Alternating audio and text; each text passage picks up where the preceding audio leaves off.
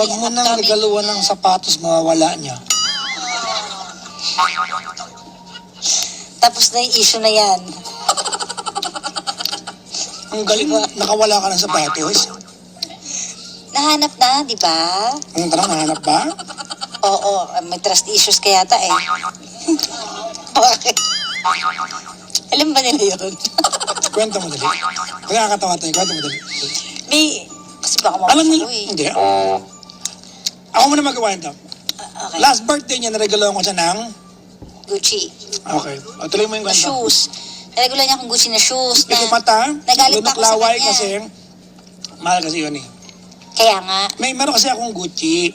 Oh. Ngayon, gusto ko sana na pag, wala lalabas. Yung Gucci ko kasi luma na, pero maganda pa rin. Para at least meron tayong sapatos na parehas tayo. Oo. So, kahit magkaibang design. So, bumili ako ng Gucci para sa kanya. Kaya nga, Tapos, shock na shock ako noon kasi nga, ba't ako niregaluhan ng mahal? Eh, hindi naman ako mahilig magsuot ng mga mamahalin talaga. Simple lang naman ang ano ko. So, naloka ako sa price. Sabi ko, ano ba yan? So, gusto ko naman siyang i-appreciate. Kaya lang nangihinayang talaga ako sa presyo. Tapos noon, niregalo niya sa akin.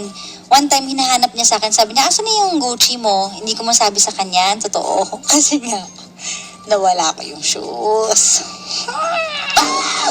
Ngayon, nung nawala ko siya, sabi ko, kinakabahan ako. Sabi ko, asan may sapatos na yun? Hinanap ko saan? Sa lahat ng kwarto, sa buong bahay.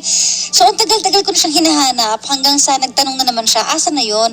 Sabi ko, hindi, ano yan, doon lang, hindi ko kasi mahanap kasi magulo yung gamit, ganyan-ganyan. So, nagtatampo na siya, sabi niya, kailangan ma-produce mo yan by next week, parang ganon.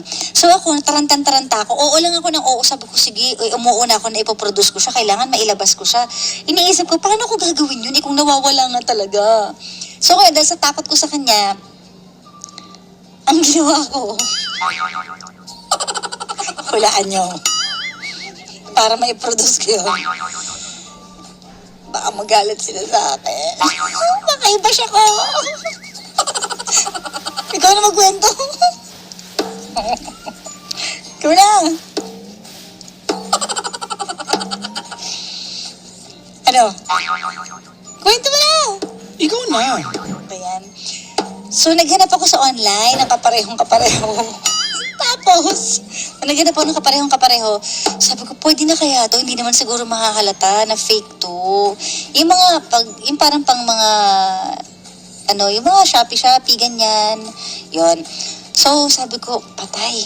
So, bumili ako ng ganon. Tapos, nung hinahanap niya, pinakita ko na sa kanya. So, ayun, nakita niya na nasuot ko. Sabi ko, hay, salamat. Okay na, nakita niya na nasuot ko. At least din siya magdududa.